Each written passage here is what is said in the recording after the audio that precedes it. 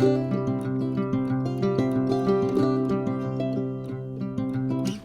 guys, welcome back to Semojo Homestead, where we are going to do our second garden tour. So this is for June, and I will say a lot has changed in the garden since the last time. It has really taken off. Thankfully, we've had lots of rain and beautiful weather, so you can definitely see the evidence of that in the garden. Yes. So I think we said this in the first one, but we love doing this just for the sheer fact that we get to bring you guys into the garden, which really is kind of like our special place on the homestead. It has become and quickly is continuing to become even more of just like a sanctuary spot for us. So it's a special spot, and we're inviting you guys in to experience it the best you can on video. So we're gonna go and get started because I know that the sun is like backlighting us horribly. So let's just jump right into it. So we're gonna start on the outside of the garden in our tea garden, which is really filled in over the last month. So last video we talked about like what's in it, so I'm not really going to cover that again, but the mint has really started coming in strong, which is probably the most encouraging thing for me in this tea garden, because it has really struggled to take root in the pots, and I don't know why, but this year it's really starting to fill those pots in and do what mint is supposed to do. And thankfully, in the 3 years we've had them in the pots, they have not escaped from the pots. I am keeping a very close eye on that.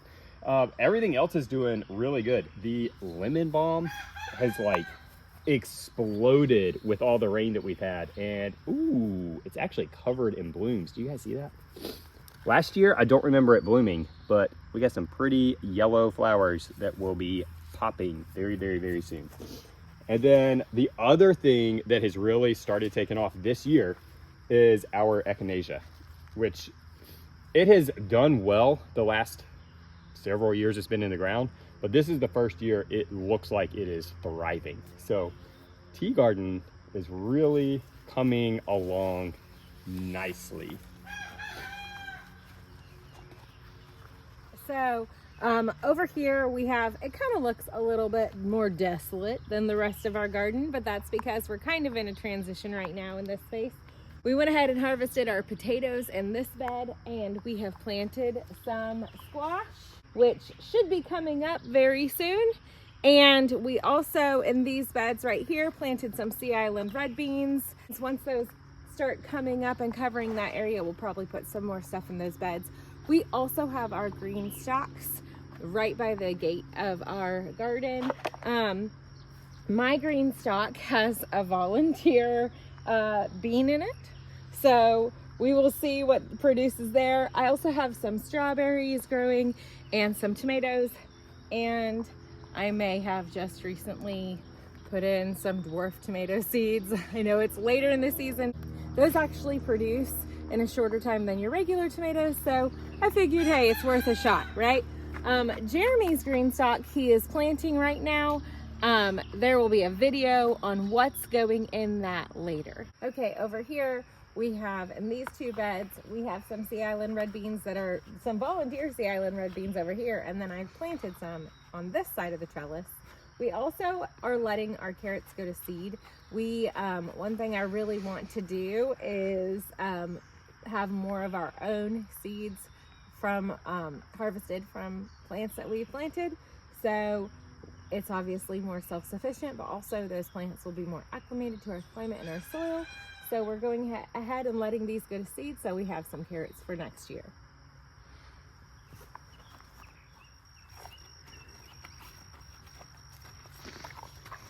My corn is getting really tall, and I think it's gonna produce a lot of corn. It's rainbow corn, but it's not one that we can eat. It's for like popcorn, tortillas, and all that stuff. And it has a flower back there.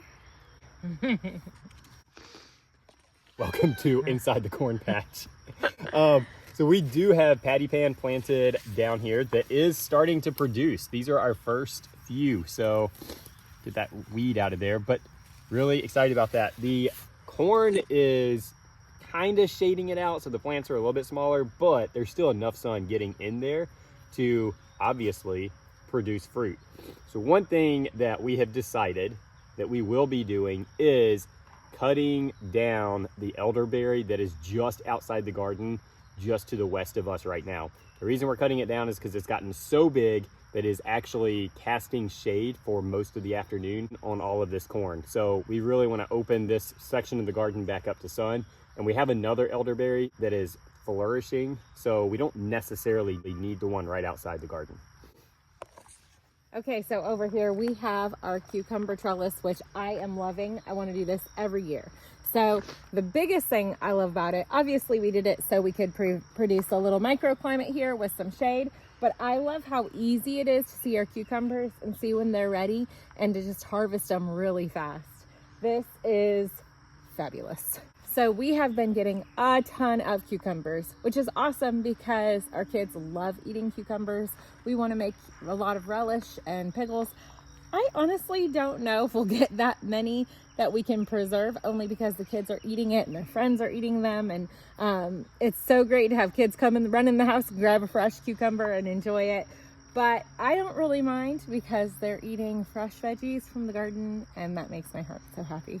It's so often you lose your cucumbers or whatever. These are so easy to see and easy to pick.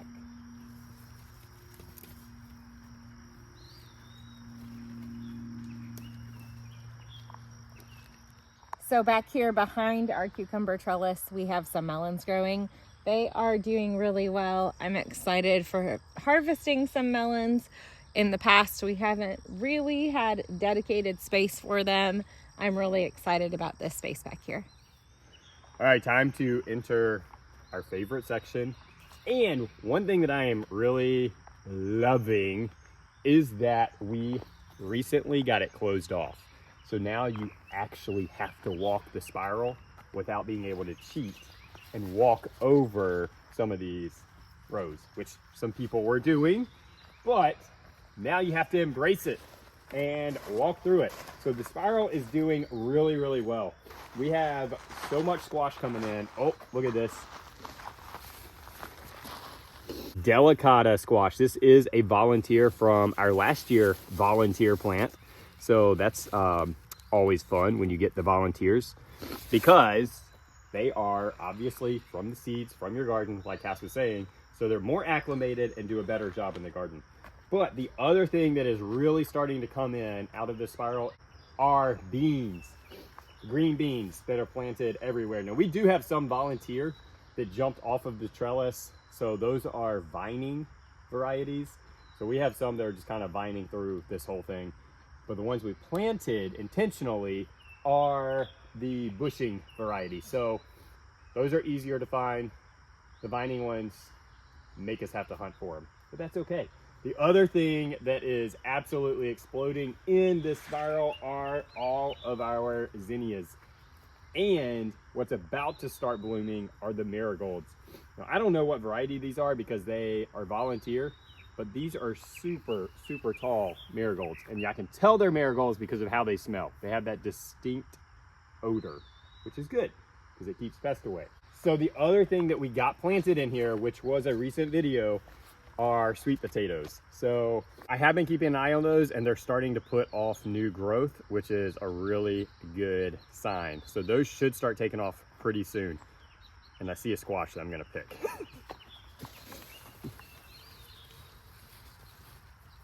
Oh, caterpillar on there. So you know what we do with those guys? Pop them. So this is the gray zucchini that I am really falling in love with this year. It is really, really good. The other volunteer that has been popping up in the right place are these vining green beans. So as I said, they're volunteering all over the place, but these volunteered right where we needed them, right at the trellis. So they are starting to fill in, and as you can see, producing pretty heavy, which is exactly what we want. I love walking through this spiral so much.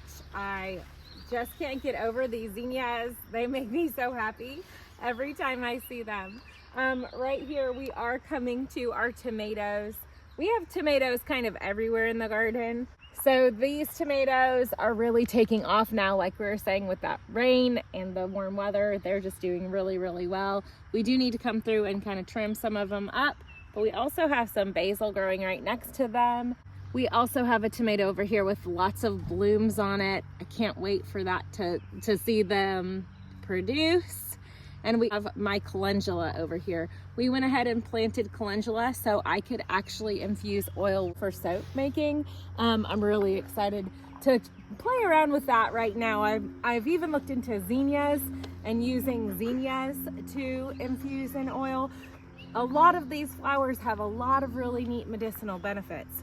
So I'm super excited to play around with that and learn some new soaping techniques and have some new things from our homestead to put into my soaps.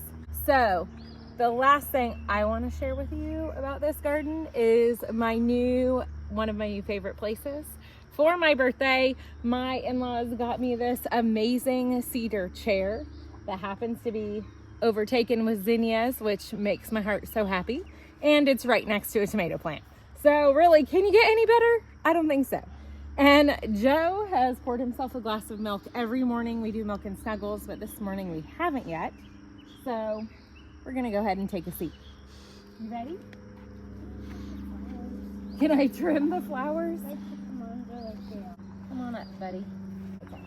So, whoa, you good? Getting settled? Nice. So we are now in the chair with the zinnias, and behind me we actually have some okra popping up. How's the milk? Good. Good. So that wraps up the garden tour portion of this, and I am just thrilled with how well everything is doing in the garden. There's a couple of sections that I wish were doing a little bit better, but overall it's really, really good. Yeah. We did not take you through the fingers, is what we're calling them, on the way out, but those sections are coming along nicely. There's tomatoes in there. That's where our hot peppers are, which some of them are just starting to bloom. So very excited about that. Also, is Mom's hair getting in your neck? My hair was tickling. We also have sweet potatoes planted over there, and those are doing quite well. So, all right, the way that we always end these weekend videos, if you're new with us, is we do our highs and lows from the week. And it looks like Joe's gonna be joining us today. So we're gonna go ahead and do that. Highs and lows. It's a way to just invite you guys into our, family life and let you know what has been going on with us through the past week. So my low would be that Peanut, our dog, got a chicken. She is normally really, really good with our chickens. Our chickens are just 100% free range, wander around the yard and everything. She leaves them alone. She actually is a really good protector of them.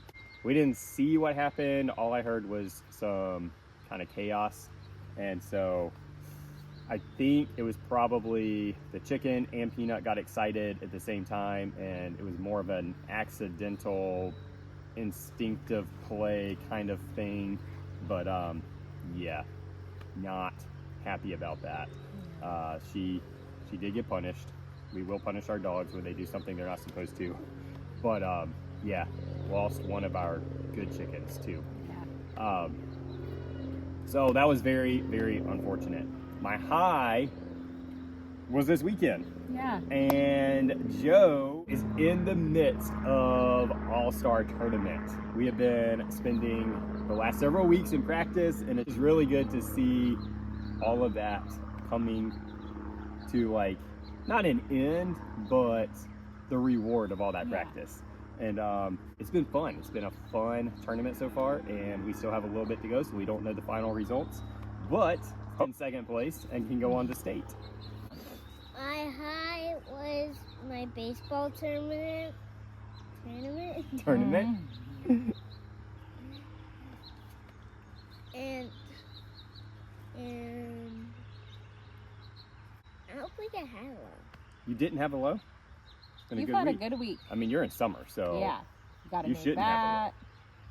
been a good week. Yeah, and I got a new bat. That's Yeah. my favorite. That's your favorite. Okay, so my turn. My high is probably having some getaway time with our staff at our studio.